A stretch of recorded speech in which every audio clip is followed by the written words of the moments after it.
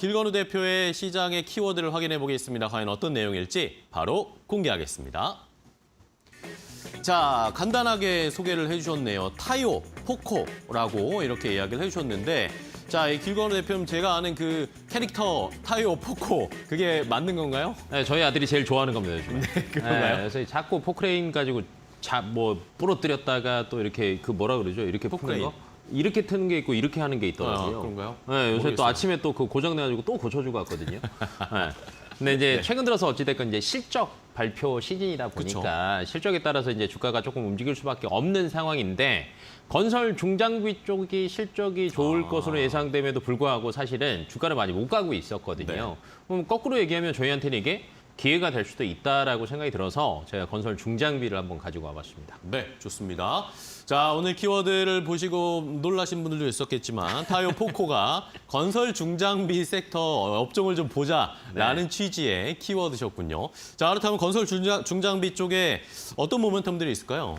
건설 중장비는 많아요. 모멘텀 자체가 굉장히 많다라고 네. 보시면 될 것 같은데, 뭐 코로나가 이제 거의 끝나갔다라고 이제 지금 사실은 얘기를 해도 될 것 같아요. 네. 그러니까 리오프닝 얘기가 나오면서 바로 같이 나왔던 게 경기 침체 얘기도 나왔는데, 이때 각 나라별로 정부들이 했던 정책이 다 똑같은 게 딱 하나가 있습니다. 네, 인프라 투자. 그렇죠. 네, 그러니까 지금 전 세계적으로 보면요, 인프라 투자를 열심히 하고 있고 열심히 그 인프라 투자로 인한 건설 중장비들이 열심히 일을 하고 있거든요.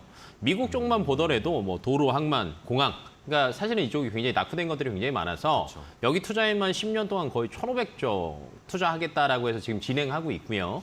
그다음에 중국도 사실은 올해가 신재생 에너지 거의 원년급으로 지금 계획을 하고 진행을 하고 있거든요. 그렇죠. 그러다 보니까 또 열심히 발전 설비하는데 또 열심히 굴착기나 이런 것들 들어가죠.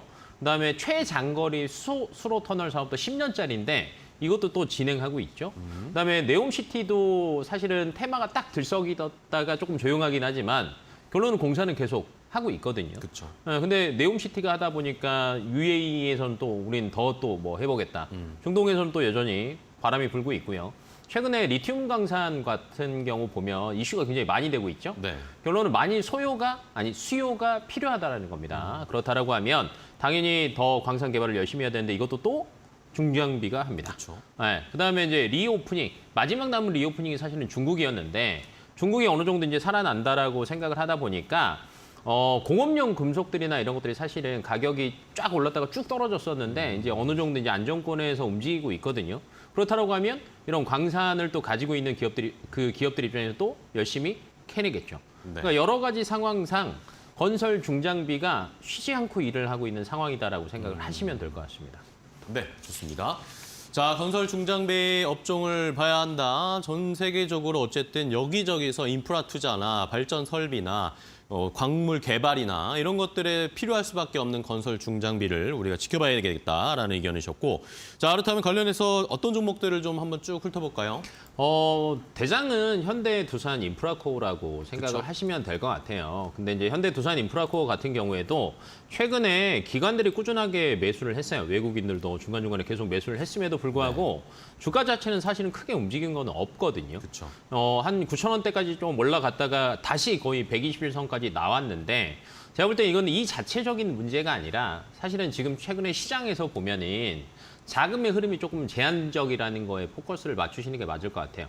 근데 수급이 쏠리는데 아직도 여전히 또 2차 전지는 네. 또 꺼졌다가 다시 붙고 꺼졌다가 다시 붙고를 반복을 하고 있잖아요. 네. 그렇다 보니 실적 시즌 때는 또 이런 애들이 움직이긴 하겠지만 그 외적으로는 자금들이 쭉 빠져서 딴 데 다 들어가서 좀 이런 현상이 나오지 않을까라고 판단을 하시는 게 맞을 것 같아요. 그래서 뭐 현대 두산 인프라코어도 마찬가지고 뭐 서현 탑메탈도 마찬가지고 뭐 현대 건설기계 DY파워 건설 중장비 관련 모든 주들이 대부분 121선 가까이 다 내려와 있습니다. 네. 근데 아마 이제 실적 발표가 난다라고 하면 앞에서 얘기했던 쉬지 않고 장비들은 돌아가고 있거든요. 그렇죠. 그런 측면에서 본다라고 하면 가장 먼저 움직일 수 있는 상황이지 않을까라고 보고 있으니까 꾸준하게 한번 체크해 보시는 게 저는 좋을 것 같습니다. 네, 좋습니다. 자, 지난 분기에도 역시 뭐 관련해서 건설 중장비 업체들은 실적 발표하고 나서 주가가 좋았으니까요. 이번에도 한번 기대해 볼 텐데 그러면은 길건우 대표님은 어떤 종목을 더 유심히 지켜보고 계신가요? 네, 저는 진성 TC 보고 진성 있습니다. TC? 네, 이제 굴삭기가 결론은 제일 많이 들어가는 거는 굴삭기다라고 생각하시면 될 것 같고요. 네. 인프라 투자를 하는 데 있어서는 이제 굴삭기도 두 종류가 있어요. 바퀴 달린 굴삭기가 있고요. 궤도 형식이 있거든요. 그쵸. 근데 제가 앞에서 얘기했던 뭐 인프라, 광산 이런 것들의 다 공통점은 궤도입니다. 궤도형이죠. 네, 그럼 이 바퀴 레일의 원형 부품을 생산하는 가장 큰 기업이다라고 생각을 하시면 될 것 같고 앞에서 현대두산 인프라코어 얘기했잖아요. 국내에서의 대표적인 기업이라고 보시면 되는데 여기에 납품하고 있고요. 그다음에 두산 밥캣, 네, 그다음에 이제 히타치, 그다음에 최근 들어서 미국에서 결론은 공사를 굉장히 많이 하고 있어요. 왜냐하면 리쇼어링까지 미국은 같이 하고 있잖아요. 그러니까 신규 공장을 또 증설을 하기 때문에 꾸준하게 더 많이 들어가는데 미국에서 제일 큰 중장비 업체가 캐터필러입니다. 여기까지 이제 납품을 하다 보니까 당연히 수혜를 볼 수밖에 없는 구조다라고 생각을 하시면 될 것 같고요. 건설 준장비에서 이 안에 있는 부품들의 교체 주기가 일반적으로 6개월에서 2년이에요. 네. 근데 앞에 제가 인프라 투자 얘기했죠. 그다음에 리쇼어링 이런 것들, 광산 이런 것들 얘기를 하다 보면은 결론은 향후 10년간은 꾸준하게 건설 중장비는 쉬지 않고 움직일 거다. 네. 그러면 6개월마다 꾸준하게 부품에 대한 교체 주기가 있기 때문에 실적은 계속 반영될 거다. 이렇게 인식을 하시면 될 것 같고요. 네. 실질적으로는 판가를 21년도 후반부터 인상을 했거든요. 근데 원자재 가격이 많이 올랐기 때문에 이때 인상을 해놓은 건데 그때 당시에는 사실은 실적에 반영은 안 됐어요. 거의 이제 올라간 가격이랑 판가랑 비슷하다 보니까 근데 작년부터 원자재 가격이 많이 떨어지면서 판가 인상분에 대한 수혜가 직접적으로 나타나기 시작하고 있습니다. 네. 그러다 보니 올해가 아마 역대 또 최대 실적을 갱신하지 않을까라고 판단하고 있어서 네. 한번 보시면 좋을 것 같고요. 목표가나 손절가 같은 경우에도 사실은 너무 아래쪽으로 많이 내려와 있다 보니까 저는 좀 높게 보셔도 될 것 같아요. 한 15,000원까지는 충분히 갈 수 있지 않을까라고 보고 있고 반대로 손절 라인은 지금 거의 10,000원대까지 손절 라인은 정정하겠습니다. 1,470원인데 좀 타이트하게 10,000원 잡으셔도 될 것 같아요. 10,000원? 네, 그래서 아예 거의 지금 바닥에 가까운 상태다라고 생각하시고 접근하시면 될 것 같습니다. 네, 알겠습니다. 자, 진성 TC까지 함께 길건우 대표의 탑픽 종목으로 함께 확인을 해봤습니다. 15,000원 목표가 10,000원 손절 라인 제시를 해주셨고요. 자, 그렇다면 이 건설 중장비 관련해서 키워드, 타요, 포코 우리 이상엽 이사께도 말씀을 드렸는데 어떤 종목을 좀 생각하셨나요? 네, 미국이 매우 중요한데 그쵸. 그 미국 소형 건설 장비 1위 업체인 두산 밥켓을 두산 한번 밥켓. 뽑아갖고 왔고요. 저 말씀을 드리면은 이제 중요했던 게 수급에서 좀 이제 해소가 된 부분이 있는데 네. 3월 초에 주식 486만 주 이제 블록딜러 오버행 우려가 해소됐기 때문에 이 부분이 수급에서 좀 개선이 되면서 불확실성이 해소된 이후에 좀 계단식 상승이 있어 왔고요. 네.